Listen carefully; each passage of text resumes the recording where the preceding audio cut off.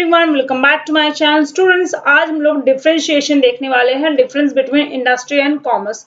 तो दोनों के बीच में क्या डिफरेंस है ये हम लोग आज की वीडियो में देखने वाले हैं। और ये जो क्वेश्चन है वो 11th स्टैंडर्ड में आपके बोर्ड एग्जाम आपके कॉलेज एग्जाम में 2 to 4 मार्क्स के लिए पूछा जाता है, या समटाइम इसे distinct fill in the blanks में भी पूछा जाता है, समटाइम इसे एक छोटे से पैरा में भी पूछा जाता है। तो चलो डीप में देखते हैं कि इन दोनों के बीच में मेन क्या डिफरेंस है। तो सबसे पहला जो फर्स्ट पॉइंट है वो है मीनिंग। दोनों का मीनिंग क्या है। Number 1, industry is engaged. Industry का जो एंगेजमेंट होता है वो किसमें होता है? Production of goods and services. While अगर वी टॉक अबाउट कॉमर्स तो यहाँ पर एंगेजमेंट होता है distribution of goods and services.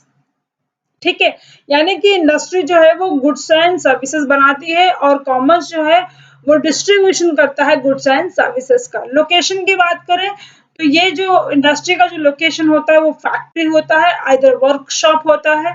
और कॉमर्स का जो ये होता है, इनका मेन जो एंगेजमेंट होता है, कंडक्शन जो है, डिस्ट्रीब्यूशन का कंडक्ट जो किया जाता है वो मार्केट में किया जाता है या फिर ऑफिसेस में किया जाता है। यूटिलिटी की बात करें तो इंडस्ट्री जो है वो फॉर्म यूटिलिटी क्रिएट करती है। फॉर्म यूटिलिटी मतलब क्या? किसी रॉ मटेरियल को फिनिश्ड गुड्स में कन्वर्ट करती है, तो ये फॉर्म यूटिलिटी क्रिएट करती है। और कॉमर्स जो है वो place, time and position utility create करता है। टाइम मतलब प्लेस यूटिलिटी, जहाँ पे जो चीज की रिक्वायरमेंट है वहां पर वो अवेलेबल हो। टाइम, जिस टाइम पे जिस चीज की यूटिलिटी है वहां पर रिक्वायरमेंट। और पोजीशन का मतलब होता है transfer of ownership from one person to the another person. Suppose एक होलसेलर है जिसने रिटेलर को अपना कमोडिटी बेच दिया, यानी कि ओनरशिप जो है वो ट्रांसफर हो गई फ्रॉम होलसेलर टू रिटेलर। अगर रिसोर्सेज की बात करें तो इसके इंडस्ट्री के 2 रिसोर्सेज है, पहला मशीन है, दूसरा मैन पावर है। और अगर कॉमर्स की बात की जाए तो यहाँ पर ज्यादा से ज्यादा मैन पावर की रिक्वायरमेंट होती है। कैपिटल की बात करें तो यहाँ पे ह्यूज कैपिटल रिक्वायर्ड होता है फॉर स्टार्टअप इंडस्ट्री। ज्यादा से ज्यादा पैसे की जरूरत होती है क्योंकि यहाँ पे इंडस्ट्री को स्टार्ट करना होता है। और वही अगर हम कंपैरेटिवली बात करें कॉमर्स की तो यहाँ पर कैपिटल रिक्वायर्ड होता है।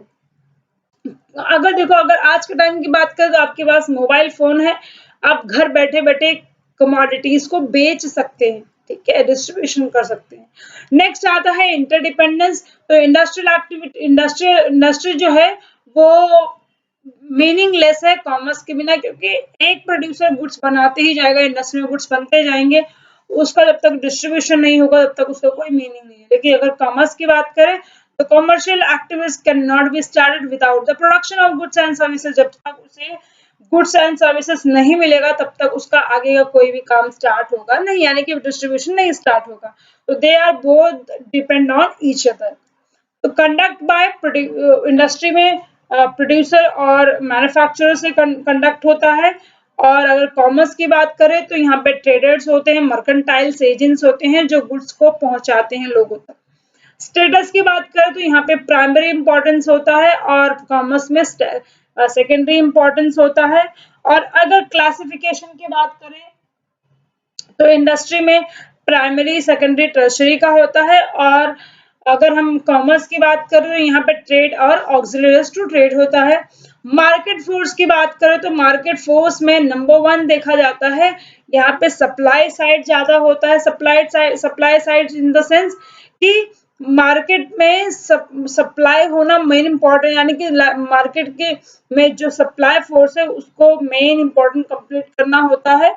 और अगर वही हम बात करें कॉमर्स की तो यहाँ पर डिमांड एंड सप्लाई, जिस तरीके से डिमांड होगी उसी हिसाब से क्या होगा, सप्लाई होगा।